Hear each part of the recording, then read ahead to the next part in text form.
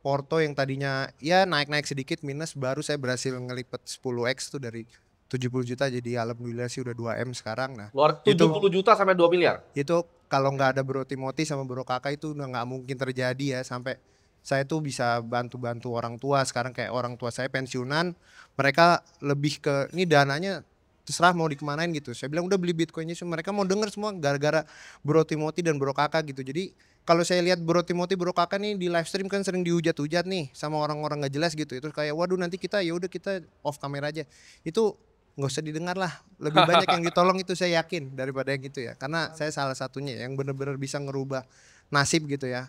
Orang saya cuman karyawan gitu, orang IT kerja cuman gaji 7 juta 8 juta bisa pegang 2 miliar tuh kan gimana ya, walaupun masih sedikit ya cuman ya sudah alhamdulillah lah. Terima Luar kasih biasa. banyak Bro Kasih tepuk Timothy tangan. Bro Kakak. Cek. Oke. Ini kelihatan nggak sini? Sampai yang belakang-belakang, coba angkat tangannya yang belakang-belakang. Oke, siap. Luar biasa. Ini kita sebelumnya mohon maaf dulu nih. Karena kemarin itu banyak hal yang sedang dilakukan. Udah schedule hari Minggu, tiba-tiba nggak bisa, ya kan? Karena kalian tahu situasinya tidak kondusif, ya kan? Jadi seperti ini sebenarnya kita bakal lakuin lebih sering ya. Karena emang kita pengen dapat feedback juga dari komunitas. Kita pengen tahu gitu loh. Siapa aja sih yang nonton kita sebenarnya biasa dari layar kan? Kayak gini lebih enak ya. Bisa apa? Ngobrol secara langsung. Kedengeran nggak ini mic-nya sampai belakang? Aman ya? Kalau yang belakang sini harusnya pasti kedengeran, masih kedengeran suaranya soalnya. Jadi kita bakal bikin sesi yang seru. Kemarin ada yang nonton nggak yang di YouTube yang kemarin? Kita pengen tahu gitu dari kalian. Tapi sebelum kita mulai, ini kan ada yang dari Aceh, mana ada Aceh, angkat tangan. Wah luar biasa banyak sekali sampai belakang situ. Aceh, Aceh. Oh Aceh ya, Aceh semua nih, luar biasa. Ya, ini Aceh. Dari 2023 awal, Januari. Itu harganya berapa itu? Gua aja lupa itu. Itu kan kemarin 900.000 naik cepat sekali gitu. Oke. Itu kayaknya di 9 juta atau 8 juta. Oke. Januari 2023. Ini pendekar nih. Rugi apa untung lu? Untung. Keren. Nah, Aceh mana? Aceh angkat tangan dulu Aceh nih. Karena gue sering dengar nih. Nah, yang portofolio untung atau enggak? Untung banyak. Dari mana untung banyaknya? Untung dari Solana itu yang Trump. Oh, luar biasa. Solana Ya. kan ke 29 berapa gitu. Iya. Habis itu loncat lagi ke yang lain-lain sih. Oke. Banyak gitu. Kayak Oke. hype gitu-gitu. Baru dari awal 2025 ya. Iya. Yang 2024, ayo ada nggak sih 2024? Nah ini coba nih ya. Ini nih. Warna kuning nih sepatunya. Kayak gue di acara GBK, ayo. Oke. Dari kapan? Dari- Nama dulu. Sandy. Sandy. Iya. Oke. Dari Surabaya. Oh. Sini, sini dari Surabaya. Luar biasa, kasih tepuk tangan dulu. Yang dari luar kota? Saya juga Surabaya. Arek Surabaya semua. Surabaya Oke. berdua. Luar biasa. Mantap. Luar biasa. Dari 2024 kapan? 2024 awal. Awal. Untung nggak? Untung jadi 1M. Jadi 1M, kasih tepuk tangan. Jadi dari 2024 awal untungnya dari mana tuh? 1M dari mana untungnya? Dari modal awalnya itu 4 juta tapi main spot dulu itu. 4 juta. 4 juta main Oke, spot. kasih tepuk tangan. Lalu nyoba kan belajar ke future. Ya. Ya lewat modul-modulnya Bro Kakak juga gitu. Alhasil ya waktu Q4 2024 akhir itu saya memanfaatkan momentum kenaikan waktu rate cut pertama itu yang bulan September tanggal 17 itu pertama, lalu memanfaatkan momentum yang Trump kepilih itu kan meledaknya langsung Godzilla candle itu. Nah, saya sebelumnya itu udah masang beberapa posisi dari akumulasi yang dari 4 juta dari spot itu, terus main scalping future, habis itu main swing di bulan September sama Oktober itu. Oke. Seperti itu. Luar biasa. Berarti ikut webinar yang kita betting di Trump? Apa? Ikut webinar yang kita betting Trump? Ikut sama yang webinar Oktober itu juga. Oke. Oke, jadi berhasil catch wave-nya ya. Nah ini yang dari geng-geng Surabaya nih, ada lagi nggak nih yang 2024? Mana 2024? Saya masih baru. Oh baru, yang dari 2024 ada angkat tangan? 2024? Baru semua? 2025? Aceh, 2025? Wah, luar biasa. Coba itu yang sampingnya itu, coba itu. Ya. Dari kapan? Dari Februari. Februari 2025 berarti? Iya, betul. Untung atau enggak total portofolio? Pastinya untung. Luar biasa. Gini, jangan untung. Ada yang rugi nggak? Gue pengen cari soalnya. Rugi ya? Lu untung lu Sam. Oh, tapi kan total untung. Yang total portofolionya rugi mana? Ini udah puluhan nih gue ajak, masa nggak ada? Nggak ada yang rugi. Kalau di sosmed berisik ya kayaknya. Iya, gue lihat banyak ada komen tuh dari mana itu yang rugi kan? Scam kan mana? Iya.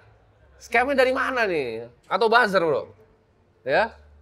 Jadi kita akan sharing-sharing hari ini ya. Kalian bisa tanya apapun soal market. Kalian bisa gali lah. Ada yang udah siapin beberapa pertanyaan nggak buat kesini? Sebelumnya. Ada beberapa yang udah siapin pertanyaan ya. Mungkin kita mulai ya bro ya. Boleh. Dari pertanyaan yang pertama. Jadi ntar kalian yang mau bertanya, angkat tangan ketika gua tanya. Nanti akan berdiri di sini.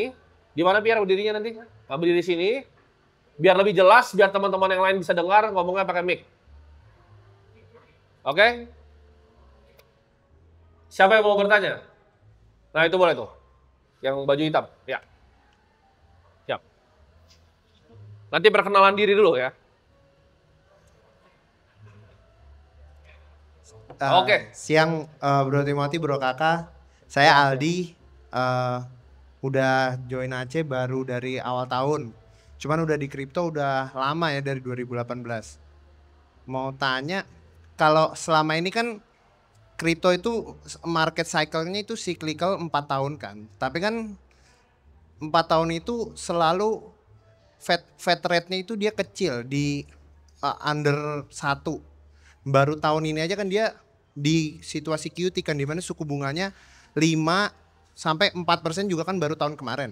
Tapi Bitcoin rally-nya udah termasuk strong banget nih kalau kita lihat dari situasi QT, karena Bitcoin tuh berhasil sentuh ATH yang cycle sebelumnya di situasi QT dan sebelum halving nih di tahun ini nih. Kalau kita lihat dari sisi monetary policy ini strong banget kan, tapi dari sisi price action itu kan lemah ya dibanding yang cycle-cycle sebelumnya. Nah, pertanyaan saya, menurut pendapat Bro Kakak dan Bro Timothy, karena ada beberapa tesis yang saya lihat bilang cycle ini bakal jadi prolong cycle kan, karena situasi Fed Fund Rate yang tinggi dan kemungkinan tahun depan mau ada rate cut lagi gitu, karena Trump maunya kan 1%.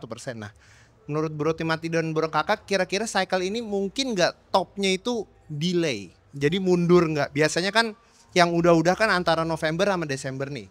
Nah, tahun ini menurut Bro Timothy dan Bro Kakak gimana cycle-nya? Oke, kalau gue mungkin mulai dari ini dulu. Salah satu orang yang ngajarin gue di capital market juga, dia bilang bahwa gue harus bisa ngeliat peta dari duit, map of money. Nah, peta dari duit itu kita bisa lihat tadi dari suku bunga sebenarnya. Karena suku bunga ketika dia naik, aset itu biasanya investor cenderung cari yang aman, karena yang aman itu dibayar lebih mahal. Yaitu biasanya US Treasury, orang pegangnya. Tapi kalau kamu perhatiin, selama 5 tahun terakhir, orang yang pegang US Treasury itu tambah sedikit. Jadi jumlahnya yang holding US Treasury itu menurun. Bahkan sekarang udah ada crossing dari kripto tuh USDT itu pegang besar dari US Treasury. Nah, apa yang diciptakan dengan itu? Orang akan cari risk asset. Contohnya seperti 2020. Ketika suku bunga di level 2020, apa yang terjadi? Sebelum tech winter, semua orang akan betting venture capital. Karena uang itu murah. Lu bisa pinjam uang dapat 1%. Pinjam uang cuma 0,5%. Ketika uang itu murah, uang itu lari kemana? Aset yang paling beresiko. Ya, risk asset. Kita sekarang di level suku bunga yang sebenarnya relatif tinggi. Iya. Makanya Berkshire pegang besar sekali. Dia dapat pendapatan bunga itu besar. Ketika bunga itu tinggi, aset yang beresiko malah naik seperti yang lo bilang. Artinya ketika itu turun, akan lebih naik lagi nggak? Pasti. Pasti lebih naik lagi. Kalau ditanya apakah kita bisa tahu kira-kira topnya itu November atau Desember, gue pribadi nggak bisa tahu. Nggak bisa. Jadi jawabannya nggak ada yang bisa tahu. Tapi dari sekarang, gue tuh melihat pergerakan uangnya. Flow-nya tuh lagi di mana sekarang? Jawabannya orang lagi banyak mau siap-siapin masuk ke zaman-zaman venture capital dulu. Kalau lu lihat industri mungkin VC dari 2001, 2022, 2023, 2024, kering. Indonesia deh. Apa startup yang diinvest besar? Nol. Gak ada yang besar barangnya di sini. Kenapa? Satu dunia begitu. India itu gak ada yang besar. Di luar Indonesia gak ada yang besar. Ya. Jadi, jawabannya adalah, apakah kita tahu? Tidak. Tapi kita akan posisinya accordingly. Karena Bitcoin untuk gue itu mainan yang panjang sekali. Beda kalau misalnya emang mau trade altcoin. Karena ketika Bitcoin kena drawdown tarikan yang kita bilang kemarin tuh, bisa 70.000 ke bawah 70.000. Yang lain tuh rontoknya pasti agak jauh. Udah kelihatan kan, Solana ketika Bitcoin tuh turun sampai 16.000, Solana tuh 16. Gitu. Jadi kita udah perhatikan siklusnya seperti itu. Nah, mungkin Dokaka bisa kasih apa tambahan. Untuk cycle ini Bitcoin rally-nya emang kita ngomong satu kata luar biasa. Terkait dengan tingkat suku bunga, ya cheap capital, hard capital, ya capital dan lain sebagainya. Itu kaitannya dengan sentimen. Pada dasarnya market yang drive itu memang supply and demand. Kalau misalkan cheap capital flooding the market, tapi kalau demand yang nggak ada ke Bitcoin itu juga nggak bakal naik. Dan kita tahu katalis terbaik, terbesar, ya, termegah di siklus kali itu adalah ETF sebenarnya. Karena ETF itu unlock banyak sekali flow dari traditional finance. Yang mana itu yang benar-benar ngedrive harganya Bitcoin. Jadi kalau kita lihat, jadi memang supply and demand itu yang begitu berpengaruh. Dan terkait dengan top, memang nggak ada yang tahu ya. Tapi kalau kita lihat data historis itu selalu 500-an hari ya setelah hal itu. Yang mana harusnya ya akhir tahun ini. Apakah itu mungkin terjadi? Saya pribadi tidak memiliki conviction yang pasti ya. Maksudnya sejauh ini saya juga lihatnya masih 50-50. Itulah mengapa kalau ditanya ya karena stance saya 50-50 ya saya ambil langkah tengahnya ya untuk trimming sebagian posisi dan berharap itu juga masih mengalami kenaikan. Berbeda dengan sebelum-sebelumnya ya, waktu kita bikin tesis tentang Oktober, tentang ETF approval, tentang kemenangan Trump itu ada di 70-an% ya convictionnya. Jadi kalau sekarang prolonged cycle atau enggak top atau enggak akhir tahun ini, saya pun juga masih nggak tahu. Sejauh ini masih belum tahu. Mungkin akan tahu lagi ya setelah ada beberapa data baru lagi. Karena 48 jam ke depan ya kita pasti tahu ya arah pergerakan market. Jadi dari situ mungkin juga ada bocoran kisi-kisi. Tapi till this date ya saya ambil langkah buat berhati-hati. Ya. Cuman itu yang penting dunia ini paham flow-nya kemana. Karena gue itu berhasil nge-catch beberapa wave selama 10 tahun di pasar modal. Karena gue lihat uangnya gitu. Uang itu lagi di mana? Kalau uangnya memang lagi nggak di kripto, kriptonya nggak bakal naik. Pasti. Jadi misalnya contoh, suku bunga naik deh, kita bilang ekstrim gitu, 6 gitu. Pasti uang nggak kripto, karena orang 6% risk free rate, murah. Tinggal taruh aja semua di situ uangnya. Kenapa mau resikoin uang di tempat lain? Tapi ketika bunga itu kecil, orang mau ambil di tempat yang resiko, udah pasti. Tapi kalau ini kan relatif tinggi nih, naik nih. Jadi kalau itu turun, naik lagi harusnya. Karena kan gold juga kan udah rally duluan ya. Biasanya Betul. kan kayak kemarin itu kan gold duluan terus S&P, BTC belakangan baru catch up nih. Betul. Ya kan, nah, harusnya naik kan. Cuman ada beberapa pandangan-pandangan yang bilang, ini udah waktunya top gitu. Makanya kan agak bingung juga karena cycle ini dibilang beda ya memang situasi dari suku bunganya juga kan beda makanya. Ya, dan kita bisa berkaca ke pemain-pemain besar ya. Kemarin kan seperti Galaxy Digital, Mike Novogratz itu orang lama di market. Dia dulu di Fortress, salah satu managing partner di hedge fund namanya Fortress. Itu leading alternative asset management firm. Mereka jago sekali di private credit dan segala macam. Dia aja bilang, ini itu sekarang itu bukan saatnya aset ini akan mengalami penurunan. Kenapa? Karena dia baru betting lagi kan di Solana kemarin. Masih ngucurin lagi dia duit di ekosistem Solana. Dia yakin bahwa Federal Reserve ini dovish pasti. Arahnya udah kecium. Gold naik. Itu harusnya dunia udah paham kenapa harga emas itu akhirnya naik. harga emas naik karena tadi ketika Federal Reserve Dovish, orang kan paling besar pegang US Treasury. Negara-negara tuh pegangnya US Treasury. Fund besar seperti Norway, kalau lu lihat 60% dari bondnya itu pasti US bond. Singapura paling cuma 10. Jerman cuma 10, yang lain cuma 10. Gitu. Di saat bank-bank sentral dan fund besar itu belinya emas, artinya bondnya udah tidak dihargai itu lagi. Iya. Gitu. Dan itu udah pasti risk asset naik. Karena kan kepercayaan dunia juga kalau dilihat ya, karena kebetulan saya banyak dengerin kayak Jack Mallers gitu, kayak si David Lynn.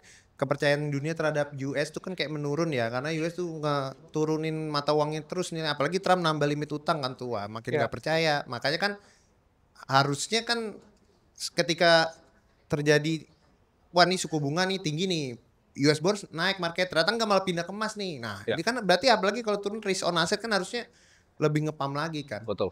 Cuman kan kayak BTC udah tinggi banget dari 16 ke 120, pas gimana turun lagi nih bisa mungkin 200 tuh kayaknya achievable kan sih kayaknya ya kalau ngeliat. Kalau kita orangnya biasa lebih pesimis di market. Target orang banyak memang 200.000. Tom Lee, Mike Novogratz juga targetnya 200.000. Kemarin gue sempat lihat beberapa research ya dari beberapa fund juga kayak Incrementum AG, Millennium. Itu mereka banyak target di 180 sampai 200. Cuman kalau gue sama Bro Kakak tuh Ya udah kecapai targetnya. 120. udah kecapai. 120. Targetnya kita pesimis ya. Karena ini terlalu sering disalahin kayaknya. Iya, target kita pesimis, tapi itu Maka kalau ditanya lagi kemana targetnya udah tercapai. udah tercapai. Jadi kalau tanya targetnya apa, udah tercapai. Jadi buat tahun ini sebenarnya kita udah tercapai. Kita juga sempat ngomong sama pemain yang di lokal ya, udah lama kayak Pak Oscar juga. Beliau juga bilang kalau kalian tanya sama pasti jawabnya. Udah tercapai. Iya, Pak Oscar selalu bilang ya, selalu jawabannya nggak kemana-mana kan. Iya. Kalau tanya jawabannya nggak kemana-mana. Iya. Kita juga kalau ditanya sekarang apakah gimana berharap, enggak jawabannya. Benar. Karena udah tercapai, gitu. Udah tercapai, tapi kalau bisa naik ya alhamdulillah gitu. Karena juga terkait dengan liquidity ya dan juga makro, kalau kita ngomong Solana juga dan Morehead, Pantera juga sekarang juga lagi udah mulai ceiling ya, Solana heavy di media. Jadi itu juga bisa dijadikan suatu pertanda juga ya. Plus ya base token, mereka juga exploring kemungkinan mereka bakal bikin token juga yang katanya ya dari awal dia itu sangat idealis untuk tidak bikin token karena dia tahu ya jaringannya itu quite profitable dan mereka akan tetap bangun ya token juga di atas jaringan Ethereum. Dan kalau mereka seoptimis itu ya dengan altcoins ya kita ngomong, berarti memang mereka pun juga pengen catching the wave.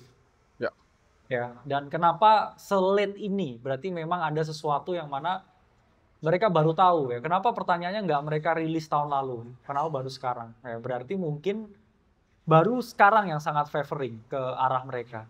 Karena kan Coinbase itu US based dan semua ya yang issuing di bawah ya regulasi US itu sangat sulit. Pasti mereka juga lihat celahnya dan mereka nggak mau ya mengorbankan releasing a new token buat ngerusak cash flow-nya Coinbase karena Coinbase dan juga Coin juga doing ya performly ya very well. Jadi mereka mungkin baru lihat opportunity buat take action-nya sekarang. Ya. Itu isunya udah keluar juga ya. Coinbase itu katanya mau keluar, katanya ini masih isu ya, katanya mau keluarin Coinbase. Oh, koin yang natifnya Base Network gitu ya? Iya, native Base Network. Dan ini mereka itu bukan orang yang kita sebutnya sangean gitu. Mereka nggak baru bikin base terus bikin koin buat digoreng, enggak. Mereka bikin base tuh jadi network yang memang dipakai sama banyak orang dulu dan mereka nunggunya lama dari 2017. Ide mereka bikin native token tuh pas Balaji masih jadi CTO-nya 2015. Mereka udah ada ide bikin native token kayak BNB. Nggak dieksekusi tapi mau dieksekusi bentar lagi. Nah, jadi pertanyaannya apakah mereka ini kumpulan orang bego? Jawabannya pasti enggak. Mereka pasti tahu sesuatu yang kita nggak tahu. Lagi kalau saya lihat ya kayaknya Coinbase itu kan dia bikin ekosistem ya. Dia bikin Base Network, terus dia DEX-nya dia nggak mau pakai Uniswap, dia pakai Aerodrome. USDT di delisting dia pakainya USDC tuh. Nah, makanya Base Network itu kan kayak mau jadi sekarang connect Base Wallet itu kan mau connect tuh sama Coinbase tuh. Betul. Makanya nanti orang koin-koin yang nggak ada di Coinbase ya, lu bisa beli di Base Wallet. Nah, DEX-nya Aerodrome tuh kayak dia udah bikin ekosistem tuh pelan-pelan tuh ya. Makanya kan kemungkinan kayak tiba-tiba bear market kayak kecil nggak sih kayaknya? Kalau ya kemungkinannya kalau untuk dalam jangka dekat kecil, tapi bukan kecil. tidak ada. Iya, bukan. Dan kita sebagai pelaku market itu selalu harus siap dengan apapun yang terjadi. Karena market itu nggak bisa sesuai dengan apa yang kita punya pikiran. Kalau begitu semua orang langsung kaya. Ya kan? Kalau kita yakin banget apa yang terjadi, semua orang kaya. Pasti. Jawabannya kita nggak pernah benar-benar yakin. Nah itu gunanya kita bisa namanya aset alokasi. Untuk proteksi tadi, downside risk. Karena pinter-pinternya kita, itu pasti jatuh suatu saat. Kalau kita nggak manajemen porto dengan baik, ya gimana nggak kebakar. Gitu. Aset alokasi itu lebih penting. Itu kuncinya investasi itu aset alokasi sebenarnya. Ya. Gitu. Oke, semoga terjawab ya. Oh iya, terima kasih. Luar biasa. Sebelumnya saya mau nambahin boleh sedikit, Boleh Bro? satu lagi. Saya kebetulan main di market itu lama dan nggak ada pengetahuan finansial ya tadinya. Jadi sering dulu itu kena zamannya ICO itu saya banyak kena rakul lah, bukan rakul, hilang ya. Jadi ICO koinnya ada nggak launching gitu. Nah sejak dengerin saya join AC memang baru ya tahun ini ya, tapi saya dengerin Bro Timothy itu udah dari 2024 tuh. Nah begitu dengerin Bro Timothy yang borong Bitcoin sama yang seminar tuh yang di depan orang banyak yang emas diambil-ambilin tuh tentang makroekonomi, tentang duit, itu saya baru melek tuh. Itu saya baru porto yang tadinya ya naik-naik sedikit minus, baru saya berhasil ngelipet 10x tuh dari 70 juta jadi alhamdulillah sih udah 2M sekarang. Nah Luar 70 juta sampai 2 miliar. itu kalau Oke. nggak ada Bro Timothy sama Bro Kakak itu udah nggak mungkin terjadi ya, sampai saya tuh bisa bantu-bantu orang tua. Sekarang kayak orang tua saya pensiunan, mereka lebih ke ini dananya terserah mau dikemanain gitu. Saya bilang udah beli Bitcoinnya, mereka mau denger semua gara-gara Bro Timothy dan Bro Kakak gitu. Jadi kalau saya lihat Bro Timothy, Bro Kakak nih di live stream kan sering dihujat-hujat nih sama orang-orang nggak jelas gitu. Itu kayak waduh nanti kita ya udah kita off kamera aja. Itu nggak usah didengar lah. Lebih banyak yang ditolong itu saya yakin daripada yang itu ya. Karena saya salah satunya yang benar-benar bisa ngerubah nasib gitu ya. Orang saya cuman karyawan gitu, orang IT kerja cuman gaji 7 juta 8 juta bisa pegang 2 miliar tuh kan gimana? Ya walaupun masih sedikit ya, cuman ya sudah alhamdulillah lah. Terima Luar kasih biasa. banyak Kasih Bro tepuk Timothy, tangan. Bro Kakak. Keren. Nanti Nextnya, di kata buzzer tapi. berarti kata buzzer ya. Iya, dibayar berapa bang? Gitu. Iya. Oke, Karena aset tapi, alokasi Bang, itu kunci, teman-teman. yes. Contoh misalnya ya, kalian nggak ikutin kita, kalian bandel. Punya duit 1 miliar nih misalnya. Iya. Nggak ikutin 70 kita. Oke, Bitcoin deh, misalnya 400 juta lah kalian. Kalian nggak suka karena udah mahal. 100 juta kalian sebar, mungkin ada di ETH, ya kan. 100 juta kalian beli Solana. Kalian beli semua yang kita call deh. Kan kita saranin tuh 2,5 sampai 5. Ini bandel bro orang misalnya, 10%. 10%, 100 juta nih. Beli koin A, 100 juta, beli B, C, D, E, F. Ini gua sebut aja misalnya Render lu beli 100 juta, Ondo 100 juta, BGB 100 juta, Manta 100 juta. Kan 0 pun. Itu lu nggak bakal bisa miskin kalau lu kecuali goblok banget. Ya kecuali 100 juta ke Manta semua gitu ya. Dan cuma punya segitu. Iya. Tapi kalau 100 juta lu bagi, 40 juta Bitcoin, 10 juta Render, 10 juta Ondo, 10 juta BGB. Udah kali berapa semuanya? Yes. 10 juta udah ada yang jadi 70 juta. Tadi 70 juta 2 miliar. 40 juta 1 miliar. Nggak mungkin jawabannya. Nggak mungkin bisa rugi. Kenapa? Karena kita belum rugi. Asetnya total naik 500%. Ya. Memang kita kebetulan lahir di era di mana aset tuh ada yang naik bisa sampai 600%. Benar. Tapi nggak mungkin bisa rugi dalam waktu dari 2022, 2023, bahkan yang baru 2025 pun nggak mungkin. Karena year to date, year on year, Bitcoin naik 93% sekarang.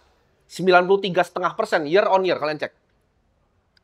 Gimana caranya kalian bisa rugi? Gitu.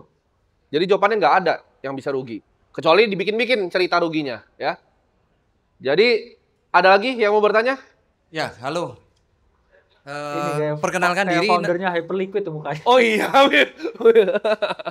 Ya, perkenalkan nama saya Tan Alexander. Saya dari Surabaya.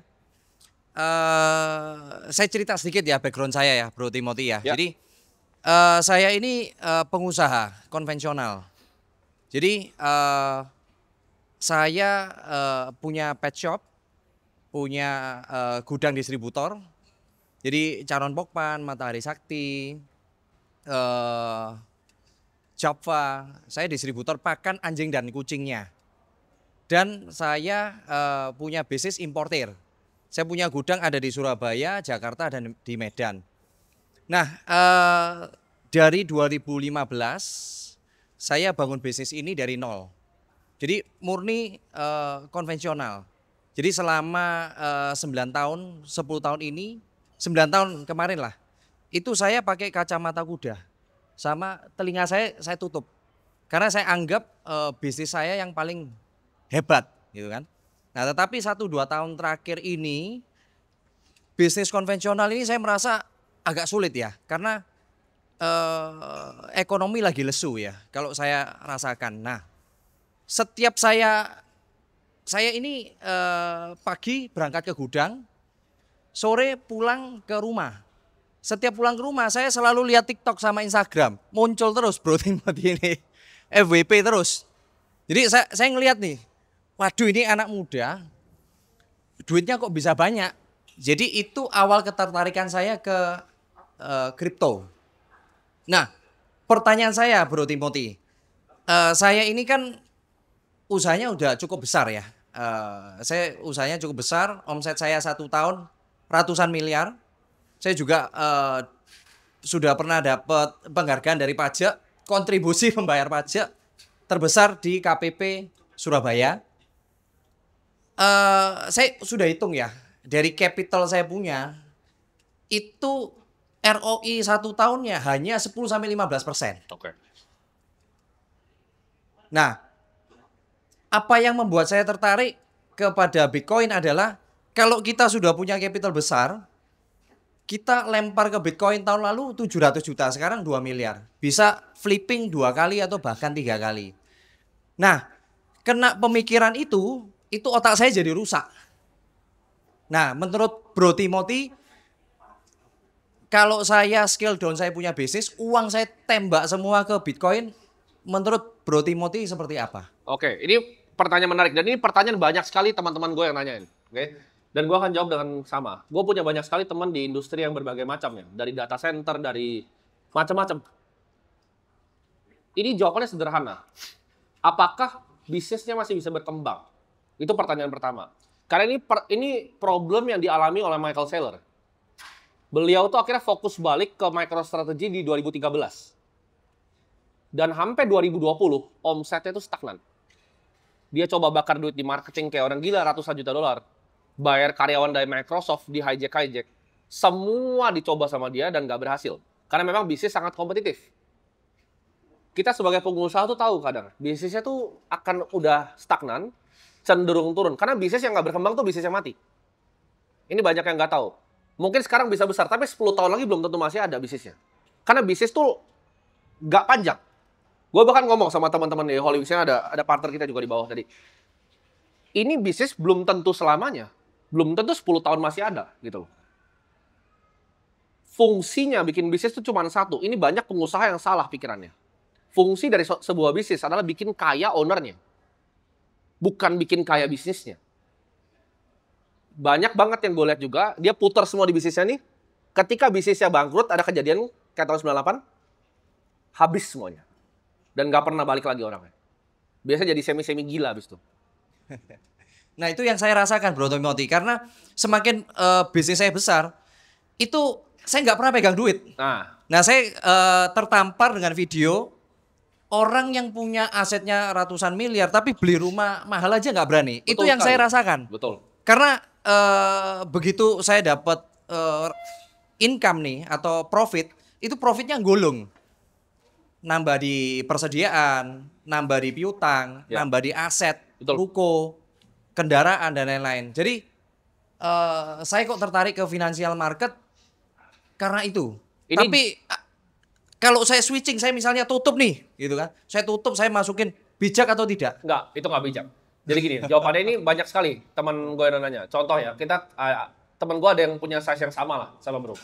Kerjanya di fashion and retail, omsetnya kira-kira mirip, tapi dia putar terus di bisnisnya. Marginnya oke, pintar sekali orangnya. Dia tanya pertanyaan yang sama. Ini kalau dilempar ke bisnisnya lagi, uangnya udah muntah. Jadi capital ketika dimasukin lagi tuh bisnisnya udah nggak berkembang. Nah capital yang muntah itu baru ditaruh di Bitcoin. Bisnisnya tetap jalan, cash flow tetap jalan. Softwarenya MSTR itu nggak pernah berhenti jalan loh. Masih produce cash flow. Ketika cash flow-nya jalan dan investasi di aset yang kira-kira 20-30%, sebenarnya bukan Bitcoin, tapi mengelola portofolio. Institusi yang tahan ratusan tahun, itu semua punya endowment fund di belakangnya. Bisnis tuh nggak banyak yang ratusan tahun, institusi yang tahan. Seperti sekolahan, universitas. Kenapa? Karena mereka punya fund di belakangnya. Tapi returnnya cuma 10-15%, bro. Kan di bawah Bitcoin. Betul, maksudnya gini, bukan itu poinnya. Poinnya adalah, ini usaha nih, ini adalah investasi. Ini harus jadi dua sebenarnya dipisah. Yang paling bagus adalah usaha yang mereka punya capital yang bisa gerak sendiri. Karena kenapa? Ketika bro bakar lagi, bakar di bisnisnya, bakar terus, akan ada poin di mana itu udah muntah, nggak bisa keluar lagi. Jadi ketika itu terjadi, karena gue analisa perusahaan TBK 900, gue hafal semua laporan keuangannya. Gue tahu persis bisnis yang muntah tuh yang mana. Ketika, misalnya saya TBK ya, punya bro ya, nggak bertumbuh, belum. misalnya, nggak bertumbuh 10-15%, itu bisnis gagal. Kalau TBK, kalau sekarang kan bebas, karena private. Mau turun 10% juga nggak masalah. Kalau bro itu TBK, nggak naik 10% per tahun aja, itu di RUPS sudah dimaki-maki investor. Jadi jawabannya itu, apakah bisnis yang nggak berkembang, itu masih worth it untuk dilemparin terus. Kalau udah sampai di titik dia mau gagal, udah nggak balik lagi duitnya, itu bisa diinvestasikan. Gitu. Karena nggak enak. Jadi orang yang punya omsetnya besar, kelihatannya wow, cuman cash-nya nggak ada. Karena fungsi dari bisnis adalah memperkaya ownernya. Ketika dilempar terus di bisnisnya, ya bener bisa gede. Kecuali bro orang yang suka bikin karya. Itu ada lagi tuh. Yang cuma pengennya karya. Ada. Gua kenal orang yang seperti itu. Ini yang nggak mau kaya, maunya karya ya. Ya, nggak mau kaya dia, maunya karya. Asetnya di atas kertas triliunan. Tapi kalau suruh beli rumah 100 miliar nggak bisa pasti. Beli mobil 30 miliar pasti nggak bisa. Tapi karyanya banyak, ada tuh. Kelihatannya wow. Seniman berarti. Seniman, itu seniman. Itu preferensi, tapi kalau saya jadi kamu, saya akan coba. Ini bisa di scale nggak? Kalau bisa gini, bisnis kan infinite kan? Kalau emang bisa grow 50% ya grow bisnisnya terus dong. Bitcoin kalah kan, grow terus bisnisnya. Tapi akan ada titiknya tadi, di mana dia stagnan. Karena yang stagnan itu pasti mati, ini hukum alam. Ini 2 tahun ini sudah mulai stagnan sih. Cuman Ya. di industri saya kan pet food itu meledak di masa COVID. Ya. Saat COVID itu luar biasa, itu growth-nya bisa ratusan persen. Betul, kalau growth-nya begitu bisnisnya. Tapi ketika growth-nya stagnan, apakah masih bisa dipaksa nggak nih? Pasti itu cuma bro yang tahu kan. Bisa titik dipaksa atau enggaknya. Karena bisnis tuh nggak banyak yang tahan 20 tahun. Coba baca statistik ya, coba baca datanya. Nggak banyak PT yang tahan 20 tahun. 30 hampir mustahil, 50 hilang semua. Apple tuh belum tentu ada 50 tahun lagi. Market cap nomor 1 di dunia 50 tahun lalu orang nggak ada yang tahu itu perusahaan apa. Perusahaan kimia. Orang nggak ada yang ingat lagi sekarang itu perusahaan apa. Karena emang bisnis tuh sangat kompetitif. Itu hal paling susah di dunia. Bisnis. Tapi pemikiran saya mau pindahin semua itu gara-gara Jangan. video-videonya Bro Timothy loh. Jangan dipindahin semua. Karena Bro Timothy make sense sekali. Ya. Kalau saya ditawari bisnis, Kecuali ROI-nya bisa exit. nggak sampai Nggak, 30%. kecuali bro udah capek, mau exit. Dan ada pembelinya. Misalnya, tadi kan distributor ke perusahaan A. A mau akuisisi, dapat cash semua ya, itu preferensi. Nah, kalau itu mentor saya yang ngajarin. Bisnis tuh kayak bikin lukisan. Ketika udah waktunya, ya jual. Gitu. Bisa dijual nggak bisnisnya? Kalau valuable, kalau bro bilang tadi itu seberharga itu, pasti ada yang mau beli. Kecuali, itu kan, tapi itu personal preference. Kalau saya orangnya lebih banci, saya main aman pasti. Cash flow-nya saya kuras, beli aset. Kuras, beli aset. Karena saya nggak mau bikin bisnis yang kaya, saya yang miskin nanti. Kasian saya, itu kan. Pertanyaan kedua Bro, karena saya kan mau die hard pindah ke Bitcoin nih. Karena 1 tahun terakhir ini saya udah baca beberapa sumber dan saya conviction-nya sangat tinggi di Bitcoin ini. Nah, kira-kira waktu yang tepat untuk masuk itu kapan? Dan Dicicil pakai cash flow-nya aja, jangan dipikir panjang-panjang. Cash flow misalnya ada net terus free yang cash kedua, flow bersih. Pertanyaan yang kedua, kalau kita begitu beli, terus kita pakai fitur loan yang ada di exchange itu bijak atau tidak? Tidak. Ngapain? Berarti belum cukup duitnya buat beli. Jawabannya tinggal hitung. Oke, net free cash flow saya perusahaan berapa? Kalau saya ini kalau ngomong sama pengusaha, kita sih jarang ngomongin omset. Omset itu sesuatu yang jarang kita omongin. Kita biasa net free cash flow ngomongnya. FCF. Kadang nggak ada yang peduli mau omset 100 miliar, 200 miliar, tapi FCF-nya semiliar buat apa bikin bisnis? Gitu. Kita yang penting FCF. FCF-nya berapa? Bro hitung tuh mana yang bagus masuk kas perusahaan lagi. Misal 50% nih. ditaruh balik nih ke Bitcoin, itu boleh. Per bulan aja ditabung. Diikutin tuh cara borong Bitcoin dengan size-nya yang bro punya. Itu yang bijak. Startnya mulai sekarang nggak apa-apa atau dihajar Nggak saat apa-apa. 2026 2027. Gak ada yang tahu akan kemana. Tapi jangan langsung semuanya, dicicil aja. Karena kan emang cash flow dimuntahin sama bisnis kan setiap bulan kan. Bisa Kalau dividen, pakai fitur loan itu nggak disarankan juga jangan, ya bro ya? jangan. Karena Ya, kan saya jangan kan kalau- bisnis itu kan juga ada rekening koran dari bank Ya. juga kan. Jadi kan kita kalau mau meleverage kita punya bisnis kan harus suntikan dana. Betul. Saya ada beberapa referensi beli Bitcoin, terus Bitcoinnya di-loan-kan, LTV-nya selalu dijaga 50%. Kalau saya nggak akan gitu. Saya nggak akan pakai Itu cara berbahaya sekali ya. berbahaya. Oke. Ladies liquor leverage, ingat bro kakak tuh. Dan, 3 itu bikin bangkrut ya. iya. Jadi jangan pakai leverage. Bahkan di bisnis pun saya nggak suka pakai cara yang bro bilang. Ngapain? Kalau emang jago berbisnis nggak begitu caranya. Banyak sekali loh perusahaan yang debt to equity rasionya nggak ada utangnya. IKEA tuh perusahaannya nggak ada utang. Oracle tuh hampir nggak punya utang. Ya utang jangka pendek lah, utang liabilitas jangka pendek. Tapi kalau dibuka bukunya Oracle tuh hampir nggak ada utang. Bisnis terbaik di dunia tuh banyak kan yang nggak punya utang. Karena dengan pengusaha yang nggak berutang, investor yang nggak berutang itu nggak bisa bangkrut.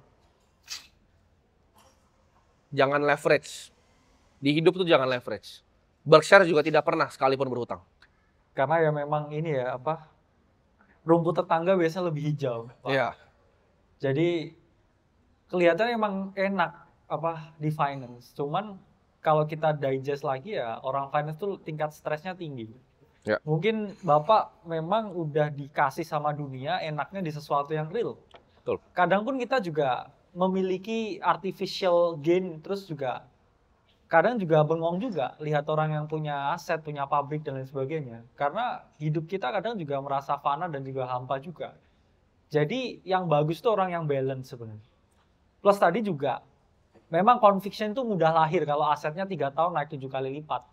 Semua orang punya conviction kalau begitu. Ya, betul. Cuman pas 16.000 kayaknya juga orang nggak ada yang punya conviction ya. Kecuali ya Bro Timothy makanya jadi kaya kan. Jadi gini, conviction itu bukan sesuatu yang didapatkan dari apa yang dilakukan oleh orang lain. Dan kalau semua orang punya konsensus bersama, saya yakin dengan Bitcoin, ya itu mungkin ya kita harus hati-hati karena kan semua orang itu selalu dikecewakan endingnya ya sama dunia. Jadi apakah bijak untuk menaruh semua harta kita di aset yang udah naik 7 kali lipat? Ya itu mungkin kita harus berpikir. Karena kan sama seperti bisnis ya. Bisnis awalnya sangat menggiurkan ketika tidak ada pesaing, tapi ketika semua pesaing untuk melakukan bisnis yang sama, bisnis itu juga tidak meyakinkan juga. Jadi Marginnya turun pastinya. benar, bro. harus punya yang namanya conviction, tapi harus realistis juga. Karena ya Bitcoin secara historis bisa turun 70-80% loh. Coba. Bisnismu mungkin setahun cuma grow 10%. Tapi kalau kamu semua hartamu kamu taruh di sini, kamu ada peluang misalkan punya duit 100M bisa jadi tinggal 20. Market Ya. itu kan selalu begitu. Betul.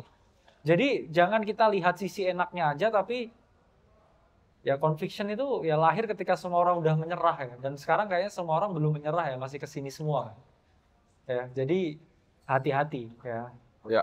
Jangan lihat rumput tetangga yang lebih hijau. Mending di rumput sendiri kan. Mungkin ini saran dari gue ya. Banyak yang nanya pindah ke finance atau enggak juga. Kalau investasi iya harus.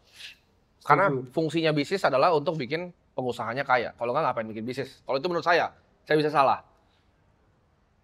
Cuman kadang ini yang gue sering bahas sama bro kakak juga.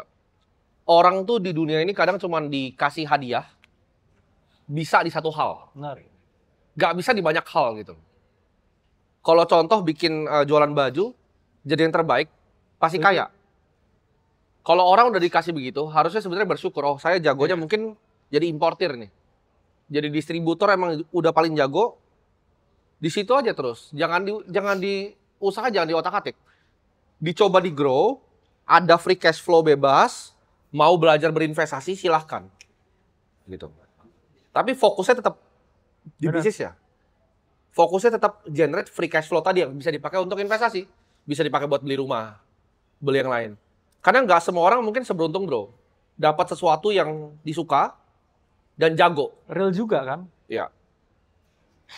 kadang orang tuh ada bakatnya masing-masing. Ada yang sampai mati juga nggak ketemu bakatnya apa, cuman ngawang-ngawang doang hidup. Ya makanya kalau fokus di pet food Racun ya. sama videonya Bro Timothy kemarin. Kalau nggak 30% saya nggak mau berbisnis. Itu Ya. satu. Terus yang kedua, saya kan juga kenal sama Andre Hakim. Ya. Andre Hakim punya statement, lu kerja sampai bongkok pun nggak bisa. Lu mesti di financial market. Makanya saya pelajari di 1 tahun terakhir ini di saham sama di kripto. Tapi saya jatuh cintanya sama kripto. Kenapa? Karena sangat liquid. Kalau di saham itu kan ada jam bukanya tuh. Ya. Sama Sabtu Minggu libur. Kalau di kripto 24 jam 7 hari sangat liquid ya. Kondisinya di sana. Gini, itu kan target hidup orang beda-beda. Yang ngomong apapun ke bro juga bro nggak tahu backgroundnya seperti apa, ya kan? Keluarganya seperti apa, dari mana barangnya bro nggak tahu, gitu kan? Iya. Kayak saya, sebelum saya ceritain ke publik, orang nggak ada yang tahu saya udah 11 tahun di pasar modal. Udah lama gitu, dari 14 tahun. Saya nggak di sini 1-2 hari gitu. Kalau ditanya mana yang paling efisien untuk bikin duit, betul, finansial. Kenapa? Karena datanya begitu. Dari 4.000 bilioner yang ada, bilioner itu nggak banyak loh. Yang punya uang 15T itu nggak sebanyak itu di dunia. 4.000 dibagi 8 miliar orang. Berapa itu? 0,000000003. Chance-nya kecil banget. Dari situ paling banyak apa? Ya satu, financial investment. 2, ada teknologi di situ. 3, ada fashion and retail. 4, itu ada listnya. Memang ada industri yang lebih efisien buat ke situ. Tapi kan nggak semua orang harus ke situ. Dan nggak semua orang bisa ke situ. Jadi, saya itu orangnya realistis. Saya ketika punya target, itu realistis. Gitu. Nggak ngawang, nggak pernah ngawang. Dari saya kecil saya tulis, itu ada matematikanya, ada compoundingnya. Cash flow sekian, aset sekian, grow-nya sekian, dapat sekian. Nggak tiba-tiba jadi gitu. Dan mungkin nggak semua orang bisa seperti itu juga. Jadi jawabannya ketika sudah dikasih talenta di satu hal, jadilah yang terbaik di situ. Kadang mungkin banyak yang nggak dapat hal itu. Banyak yang coba cari sumur hidupnya, ujung-ujungnya nggak dapat apa-apa. Jadi coba lihat dari apa yang ada, mau belajar investasi boleh, tapi kan core-nya, 99 otaknya itu gimana cara bisa lebih besar. Kecuali nih, suatu saat bro udah tua, tapi kan belum nih. Udah berumur nih misalnya, udah mau pensiun, ada private equity yang tawarin, mau exit semua, silahkan. Gitu. Itu idealnya. Dunia idealnya seperti itu. Bisa jadi ya, usahanya diteruskan ke anak, jadi usaha generasi ya private gitu. Mungkin bukan yang nomor 1, tapi mungkin ya nomor 90 distributor di Indo. Dan mungkin bro udah happy dengan hasilnya, itu pilihan hidup sih. Oke, thank you Bro Timothy. Siap. Sama Bro Kakak. Oke. Boleh request gak? Boleh, boleh. Saya boleh foto nggak di tengah-tengah itu? Boleh, ayo. Foto-foto nih. Ini Aceh atau TU nih? Aceh. Oh Aceh, member omset 100 miliar nih. Jadi, 300M. Oh, ada pegawai pajak tuh di situ. DJP. Luar biasa, sukses. Thank you ya Bro ya. Oke, sukses. Kasih tepuk tangan. Sukses orang. Ada yang lebih besar omsetnya di sini dari beliau?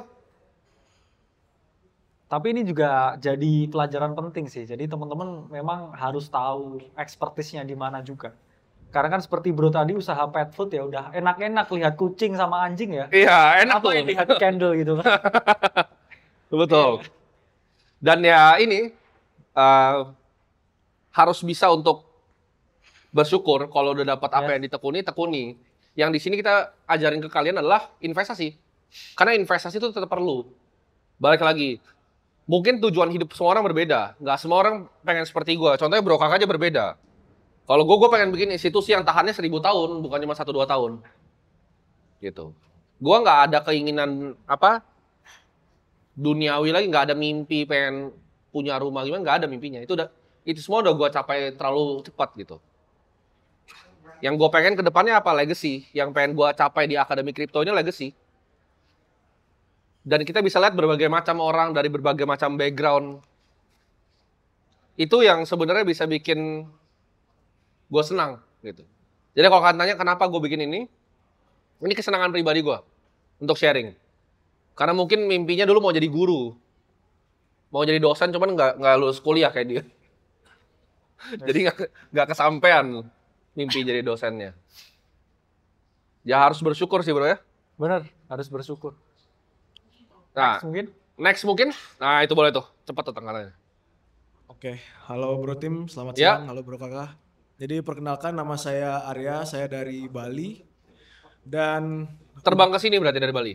iya baru nyampe kemarin. Luar biasa. Iya. Kasih tepuk tangan dulu dari Bali. Oke. Ini event kedua, kemarin juga ikut yang malam itu di Roka. Di sini juga. Di sini Luar juga. biasa. Duduknya persis di sana juga. Mantap. Nah, jadi saya mau tanya karena kemarin nggak sempet. Ya. Kebetulan saya udah ikutin Bro Tim dari 2020-an. 2020. Ya, Itu baru abis selesai pakai kutang tuh, Pak. ya. Ya. Saya juga sebelum itu sempet juga binomo kalau Bro Tim tahu. Oh, oke. Nah, kebetulan saya masih 22 tahun dan saya adalah member Kontrarian Aceh dan saya masih kuliah di Cikarang, Ya. Presiden University. Saya mau tanya Bro Tim, karena saya banyak terkontaminasi sama boomer ya kalau bisa dibilang, emak bapak saya. Itu mereka banyak menyarankan untuk hasil profit itu dibuat bisnis real aja dah. Buat beli tanah, buat kosan yang Bro Tim paling gak suka, mungkin buat villa kan di Bali banyak tuh. Ya. Dan juga sekarang pembangunan Bandara Bali Barat itu semakin dipercepat mungkin ya kalau bisa dibilang. Itu menurut Bro Tim gimana sih? Apakah hasil profit dari kripto ini saya belikan bisnis real di tanah atau buat villa dan semacamnya atau bagaimana Bro Tim? Terima kasih. Ini menurut saya nih. Iya Bro Tim Nah, dan Bro Kakak Itu bebas. kebetulan Ray Dalio tuh kemarin baru bikin feeds di Instagram tuh tentang itu. Apa itu? Tentang real estate. Tuh kalian baca tuh. Betapa ya kurang bagusnya lah investasi itu menurut dia. Dia keluarin tesis lah basically tentang real estate, kenapa dia nggak akan pernah beli seumur hidupnya. Oke.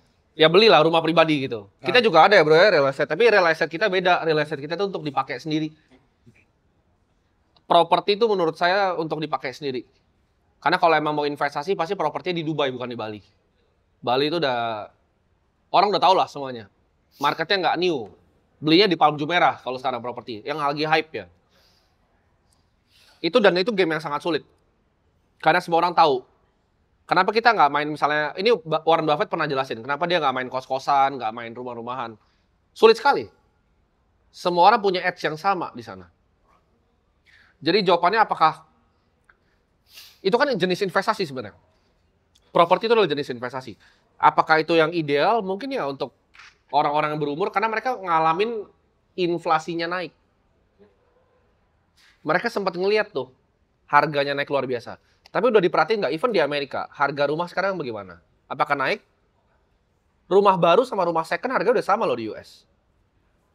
Di Indonesia, apakah rumah naik? Kalian coba cek deh di daerah sini BSD. Naikkah harga rumah sekarang?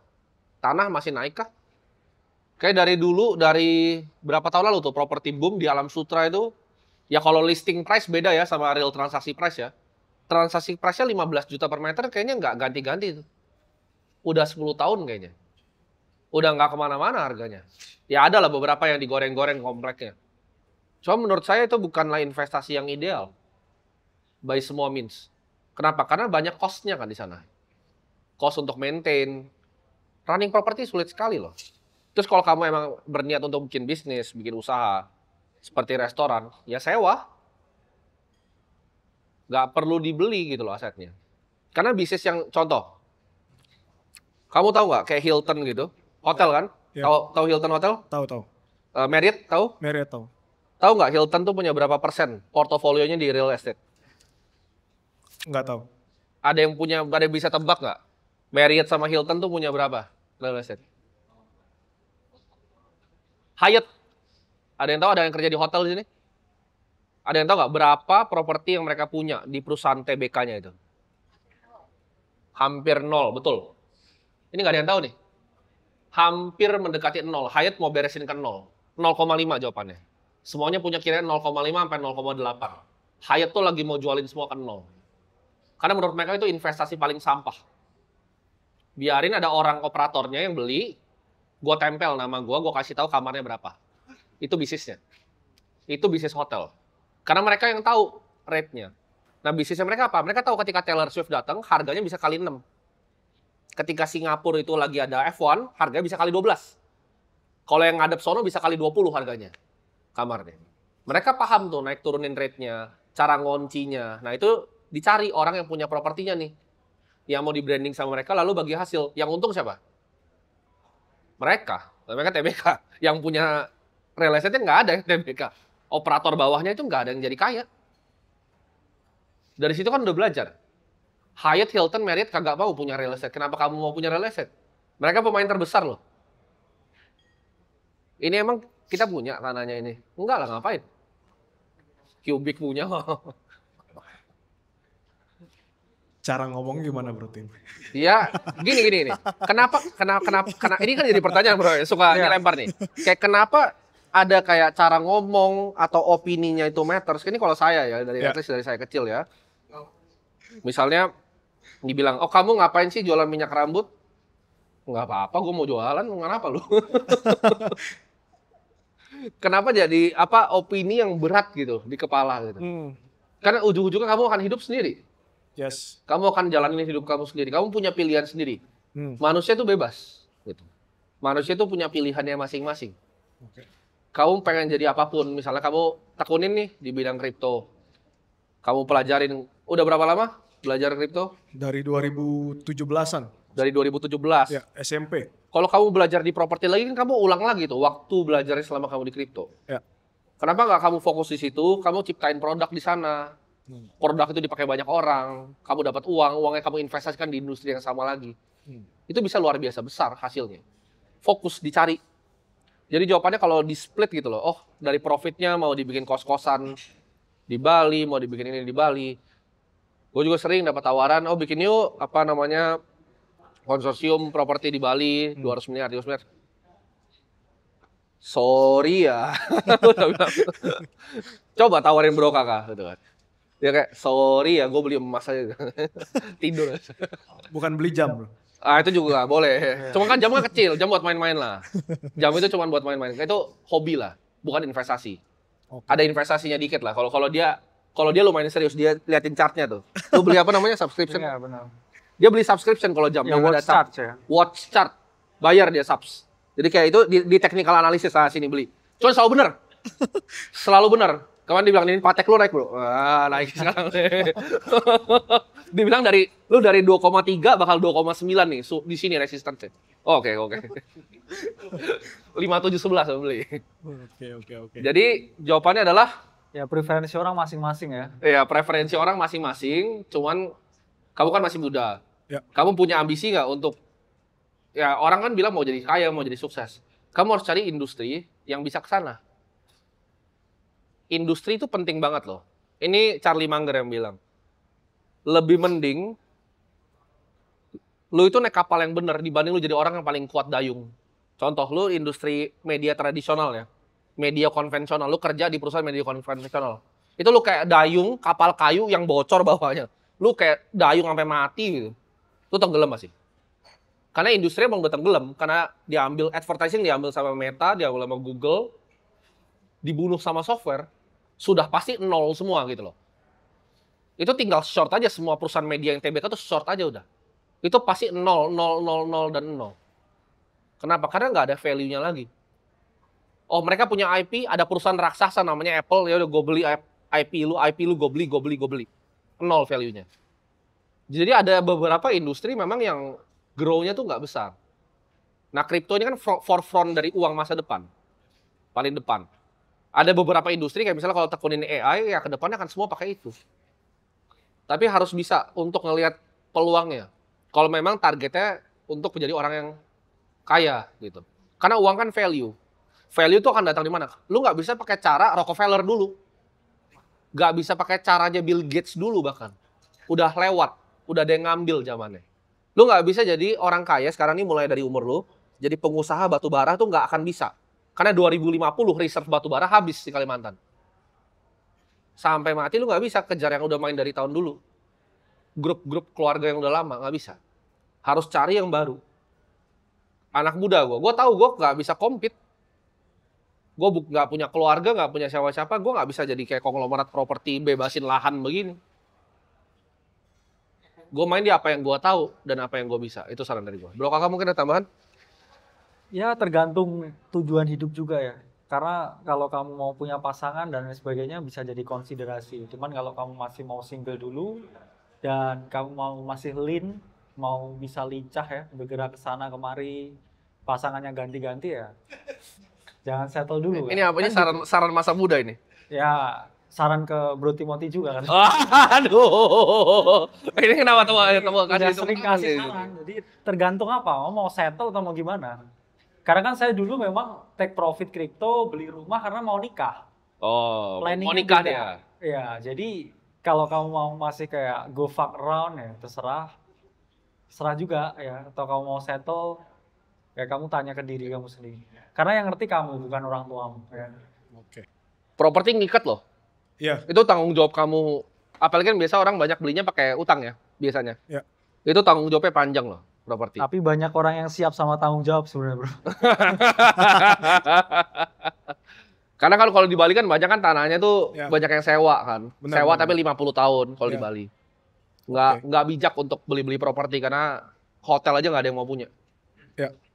Oke, semoga Oke. terjawab. Thank you Bro Tim. Oke, Ya, thank you. Boleh minta foto di tengah? boleh, ayo. Kalau tanya boleh foto di tengah. Ya. Terus nanti kita ada sesi foto bersama ya. Oke, Oke, siap. sukses. Sukses. Halo semuanya, selamat sore. Ya, sore. Sore. Ya, selamat sore Bro Timothy, Bro Kakak. Perkenalkan nama saya Yohan, seorang karyawan ya di bidang consulting IT. Pertanyaan saya ada dua. Yang pertama, saya cukup tertarik dengan konsep dari Bro Timothy mengelola portofolio ya. Ada 30% cash-nya katanya. Dan itu akan selalu dijaga terus. Pertanyaan saya, satu, form dalam bentuk cash ini apa? Apakah dalam rupiah atau enggak dalam mata uang lain? Yang kedua mungkin saya berpikir apakah lebih optimal kalau misalnya cash-nya diubah menjadi gold. Karena kalau misalnya kita simpan cash sebagai jaga-jaga kalau misalnya dalam kondisi krisis, tapi kita pikir gold itu naik waktu krisis. Nah, apakah nggak lebih baik 30%-nya jadi gold aja? Itu pertanyaan pertama. Pertanyaan kedua saya mungkin untuk teman-teman yang merintis dari awal ya, saya sendiri merintis dari awal, apakah ada perbedaan, misalnya tadi 30-70%, di antara masih merintis dari satuannya mungkin MM-an, sampai puluhan M, sampai ratusan M, mungkin sampai triliunan. Apakah ada yang perlu di-adjust di situ? Ini nanti yang kedua itu gue akan jawabnya agak sedikit bias dari pengalaman pribadi, tapi kita coba jawab pertanyaan yang pertama dulu. Ya, coba disingkatin poinnya. Pertanyaan pertama apa? Pertanyaan kedua apa? Pertanyaan pertamanya, cash-nya 30%, Ya, formatnya apa? formatnya apa, dan kenapa nggak gold aja? Oke. Oke, kita jawab pertanyaan pertama dulu. Kenapa cash-nya formatnya apa dan kenapa nggak gold? Kenapa nggak gold itu ini jelas banget jawabannya. Kalau ini jawabannya faktual, karena gold emang bukan cash, itu aset kelas yang berbeda. Jangan disamakan, karena bukan itu konsepnya. Itu investasi juga, gold itu investasi. Dalio tuh masukin di portofolio sebagai investasi, 15% Bitcoin dan gold sekarang dia. Itu investasi tuh, jangan disamain. Karena emas juga bisa turun. Emas tuh nggak selamanya naik. Cash itu nggak turun. Nah, formatnya apa? Cash itu bisa macam-macam, ya. Bisa USDT. Kalau misalnya size MM-an bisa USDT. Kalau size sudah lebih besar itu bisa bagai macam-macam. Bisa rupiah yang ada di bank itu juga termasuk cash.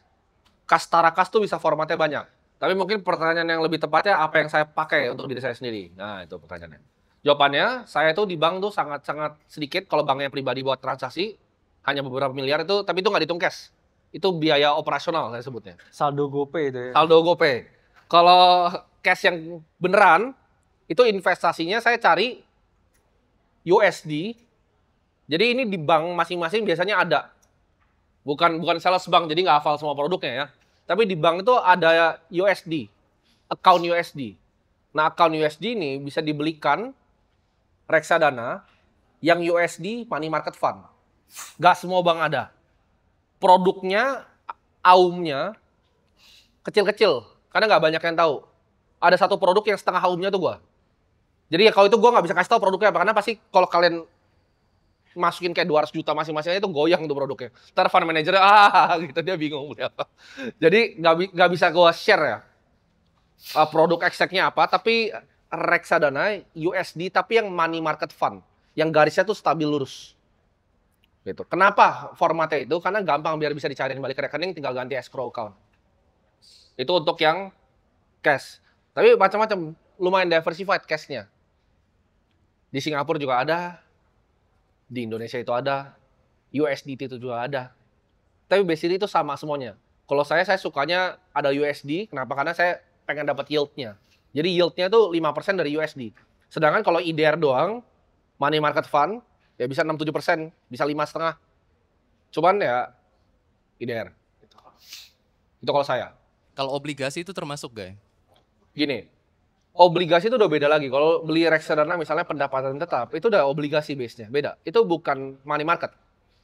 Klasifikasinya beda. Kenapa? Itu bisa turun. Misalnya lu beli bond index fund, itu bisa turun tuh. Bahkan kalau lihat ETF yang besar, misalnya BND, itu turun kan? Bisa turun. Fungsinya cash itu buat apa? Jaga portofolio sama beli barang ketika semuanya murah. Nah, untuk jawab pertanyaan kedua nih, porsinya gimana? Ini jangan diikutin, tapi ini pengalaman. Saya pas masih 1 digit miliaran, tuh suka pakai margin. Dari zaman, ketika belasan miliar pun masih, zaman COVID. Jangan ditiru itu, ajaran sesat. Ketika puluhan miliar, udah pasti masih all in. All in itu. Itu kalau harga diri dijual, saya jual. Tuh. Masuk dorong semua. Saya sukanya dorong semua. Ratusan miliar awal, masih dorong semua. Udah gede-gede, deket-deket mulai, aduh ini banyak juga nih kalau hilang. Gitu. Karena setiap kali turun 300 M, berdiri di kantor, ya kan, lihat gedung, anjrit hilang itu. Jadi sebelum itu, masih gas terus. Cuma balik lagi, orang beda-beda. Profil resikonya nggak semua kayak saya. Saya punya profil resiko yang ekstrim, kenapa? Umurnya masih panjang. Jadi saya tariknya masih bisa panjang. Karena saya tahu kalau saya dapetin capitalnya besarnya di awal nih, sekarang nih, umur sekarang, 100 kali Buffett di umurnya, itu saya compound 20%, saya ngalahin dia. Tapi belum tentu bisa compound 20%. Saya yakin saya belum tentu bisa ngalahin dia. Jadi harus dapat gundukannya cepatnya awal. Itu mindsetnya. Gundukannya harus cepat di awal, biar kalau kalah sama dia 15% gitu, masih oke lah. Jadi itu, kalau sarannya tetap 70-30. Tapi kalau tadi pengalaman saya. Dari kecil udah mulai 70-30? Enggak. Kecil all in. Dorong semuanya. Dan kalau lihat yang jago-jago ya, kayak misalnya Bill Ackman, even Warren Buffett. Warren Buffett tuh dulu nggak gitu. Setelah Berkshire besar sekali dia baru 70-30. Karena udah takut hilang dia, mungkin. Karena banyak sekali yang taruh uang di sana kan, dia takut hilang. Dulu itu Coca-Cola tuh 40% portofolionya, American Express tuh 45%. Sisanya tuh perusahaan lain. Coca-Cola tuh dihajar pakai semua duitnya, jeder gitu. American Express kena kasus di jeder. Bill Ackman juga sama, hajar jeder, semua jeder. Chris Horn ketika ngelihat opportunity waktu itu di Moody's Corp lagi murah banget, hajarnya semua all in. Portonya di switch semua. Bill Ackman sekarang ngeliat Uber kemarin lagi turun, dihajar, dar. Ubernya, Google-nya dijual, Ubernya hajar. Semuanya begitu. Tapi kalau dia ditanya di interview, pasti dia jawabnya 70-30 lagi. Saya pun pribadi, misalnya nih, Bitcoin dikasih 40.000 gitu. 30 hilang gitu. Dorong lagi. Cuman itu kan saya tahu nggak semua orang bisa begitu, dan itu nggak bagus diajarin ke semua orang. Karena resultnya beda-beda, karena nggak semua orang mungkin analisa sedalam saya. Atau punya confidence, atau punya pengalaman di market. Karena kayak gitu saya pernah kena bantai kan 2018. Waduh tuh, kayak anak warnet itu. Zaman dulu order book tuh nggak canggih kayak sekarang. Pencet tuh harus kayak warnet keluarnya. Untung dulu sering main warnet, jadi bisa keluar. Kalau nggak itu nggak bisa keluar, harus bikin tangga ke bawah, terus bikin tangga lagi, bikin tangga lagi, bikin tangga lagi. Order booknya bikin yang sel merah tuh dari sini sampai sini tingginya. Tangga 1, 2, 3, 4 harus gitu. Kalau bro kakak mungkin? Ya, setuju juga ya. Kalau saya malah cashnya kayak lebih banyak tahun ini. Jadi saya malah 50% sekarang cashnya. Tapi kalau ngomong year to date, Porto naiknya lumayan ya, karena gold ya, karena Ethereum juga. Jadi itu sebenarnya ilusi ya, seberapa banyak cash yang kita miliki. Kita juga bisa fokus ya ke asymmetric bank. Ya, kalau kita lihat dua aset yang sama, aset ini take cash yang lebih dikit dengan potensi yang naik lebih tinggi, saya akan pilih ini. Daripada misalkan uang saya di satu tempat full di sana tapi naiknya nggak segede yang ini. Saya akan pilih yang itu akan less spacey di cash saya. Karena saya suka lihat opportunity orangnya. Dan saya suka ya potensi yang naiknya lebih tinggi tapi cashnya itu kecil aja ambil. Ya, jadi memang preferensi orang beda-beda. Kalau Bro Timothy investasinya lebih prudent. Ya, saya suka cari peluang karena itu. Jadi saya suka ambil cash yang lebar, terus saya fokus di peluang yang lebih tinggi ya potensi returnnya. Tapi cara mainnya orang sebenarnya beda-beda. Betul. Ya, dan itulah kenapa ya saya dalam keadaan market crash dan sebagainya pun selalu jauh lebih tenang, stabil. Dia itu stabil mainnya. Kalau saya tuh cari investasinya, jadi secara barangnya lebih beresiko dia sebenarnya. Kalau kita ngitung betanya tuh dia punya portofolio skew-nya lebih tinggi. Lebih volatil ya. Lebih volatil. Jadi maksudnya apa? Dia kan cash misal 50 nih. Tapi dia masuk 20% di ETH, itu double tuh. Jadi 40% jadinya. Yes. Karena posisi jadi 100. Saya tuh nggak pernah ngambil posisi yang 100 gitu, jarang banget. Kalau gitu pun biji saya nggak kuat. Jadi kalau ada yang inget zaman-zaman kayak BGB, Ondo, Render, biji saya tuh nggak kuat. Itu masuknya cuma 10M kalau kalian semua inget. Yes. Ya kan? Maksudnya 10M. Jadi kalau kayak gitu, ngelipat banyak tuh, oh jadi 70M gitu kan. Tapi kan dalam skala portonya sebenarnya kecil. Tapi berani nggak hajarnya semua? Nggak berani. Nggak berani. Kalau berani hajar semua di mana? Di Bitcoin. Bitcoin bakal segitu nggak lipatnya? Nggak mungkin. Nah kalau dia kan ETH ngelipat kan. Dia udah bahas juga, oh, ini lipat nih, 4.000 nih. Ya sebenarnya benar sih gitu. Secara analisa, cuman apakah berani kayak dihajar semua portol itu? Enggak. Gitu. Ya, cara main orang beda-beda. Cara mainnya beda-beda. Karena even Buffett sama Munger pun cara mainnya beda loh. Munger tuh lebih berat di Cina, Buffett lebih berat di US. Munger tuh suka ke Cina sama ke Jepang investnya. Style-nya masing-masing. Di perusahaan yang sama loh padahal. Investnya gayanya beda mereka. Buffett tuh sebenarnya beresiko banget. Munger tuh paling rasional. Munger tuh portonya nggak pernah ada drawdown 1 tahun pun. Buffett tuh kadang ada 40, kadang ada minus 10, kadang 40, makanya rata-rata 20. Munger tuh portonya kayak begini, rapi dia. Nggak pernah turun. Beda-beda. Kalau misalnya dirangkum tadi, mungkin saya lebih condong ke arah Bro Timothy daripada Bro Kakak ya untuk metodenya. Kira-kira dalam kondisi seperti apa kita harus mulai jaga capital sehingga dipecah nggak all in 70-30? Oke, ini jawabannya mentor gue di market yang pernah ngajarin. Ketika ini pun regardless of porto kita berdua ya. Gue dan Bro Kakak anggap porto tadi dia 50 dan lain-lain, gue 30 dan 70 lain. Anggap itu semua 0. Kita tuh masih bisa ketawa hidup sampai mati. Nggak matters ke kehidupan kita 0. Udah nggak matters gitu. Ketika lu udah punya bantalan hidup yang segitu besar, idealnya baru lu mulai ke market sebenarnya. Lebih agresif di market. Tapi kalau belum ideal ya tetap harus bantalan cash. Kalau nggak bisa mati. Bisa nggak makan. Dalio juga pernah ngelakuin kesalahan itu kan. Dia nggak punya bantalan tadi. Jadi ada apapun itu, ada bantalan itu kita udah tenang. Baik dari portofolio kecil ya berarti? Betul. Oke. Ini kita ambil kayak skenario yang doomsday skenario deh. Yang tadi bantalan gue pun hilang nih. Bantalannya tuh hilang.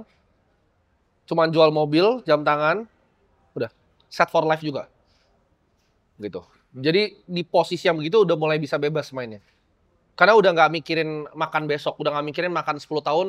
Udah nggak mikirin bayar anak sekolah. Itu udah equation-nya udah hilang di hidup kita. Ketika itu udah hilang, baru pikirin strategi yang kayak tadi. Tapi kalau itu masih mikir, cash selalu harus bisa 30-40 idealnya. Karena suatu hidup tuh gak ada yang tahu. Hidup tuh suka kayak ngelempar tai ke lo. Ada emergency ya cash. Hidup tuh gak akan indah. Selalu ntar ada kejadian personal, kejadian apa yang butuh duit. Selalu harus bisa dipakai ke sana. Ada tambahan mungkin dari Bro Kakak?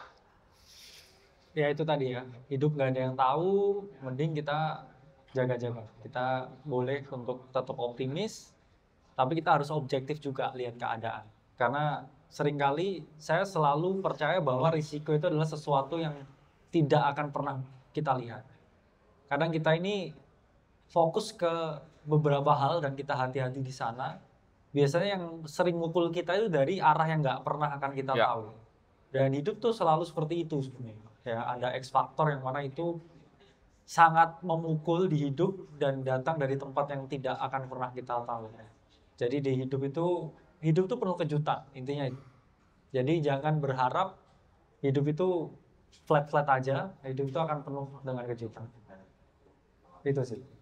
Oke, semoga terjawab ya. Keren pertanyaannya. Thank you Bro Timothy. Bro Kakak. Terstruktur, konsultan soalnya. Thank you. Bagus. Oke, yuk foto dulu sini yang nanya. Sama habis itu kita ada sesi foto ya, nanti rame-rame. Oke, sukses. Sukses terus. Yuk. Oke, yuk sesi foto rame-rame.